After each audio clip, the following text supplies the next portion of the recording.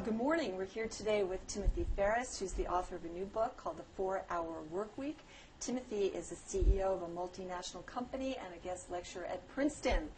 Timothy, how do I get a 4-hour workweek? Is that possible? The 4-hour workweek is possible, but you need to completely unplug and reset. And the reason that's necessary is because there is an epidemic, and I do mean epidemic in this country, of information abuse and information addiction, where people have come to believe that checking email 200 times per day, having a BlackBerry to your head or in your hand while you're at dinner or on the subway or in your car or with your friends is the path to becoming more productive and more successful. You mean it isn't?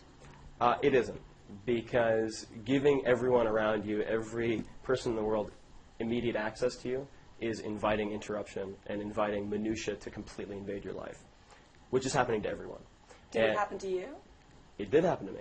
I had no intention of writing this book, but from 2000 to 2004, I was working at startups in Silicon Valley. I started my own. I was CEO, and I worked from 7 a.m. to 9 p.m. every day. I checked Outlook, hitting send receive 100 to 200 times per day, like a rat with a cocaine pellet dispenser. Slept under my cubicle, sent emails on Thanksgiving to prospects. It was a depressing scene, and it's a very, unfortunately, common scene. And I think everyone is at a point of overwhelm. There is more information than we can possibly organize. Time management is dead. Well, how do you turn that around? The way you turn it around is you have to completely unplug and reset. That means that you need to take a step back, forget about what people expect you to do, forget about what's popular, and really look at what works and what is consuming your time. So there are 4 steps. There's definition, elimination, automation, and liberation. Definition is simple. First, you need to define your ideal lifestyle. What do you want to be doing from when you wake up to when you go to sleep? And so what do you want to have? What do you want to be? What do you want to do? And how much does that ideal lifestyle cost? And that becomes your target.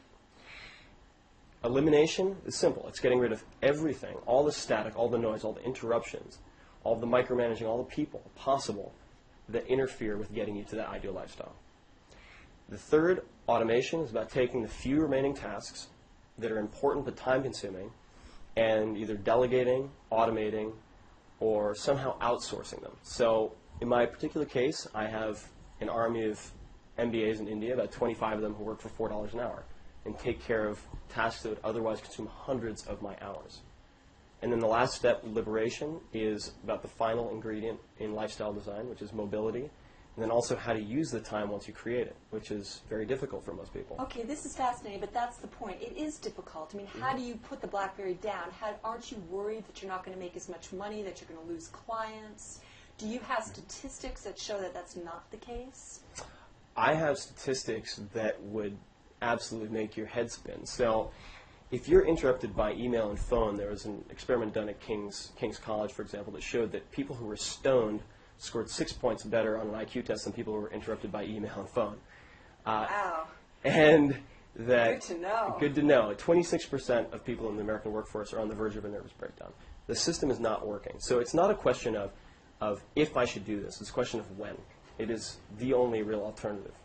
So one simple step that people can take, a baby step to prove the concept, is to simply use an autoresponder. Set up an autoresponder that tells everyone who emails you, I will be checking email twice a day. That's a great idea. At 11 and 4 p.m.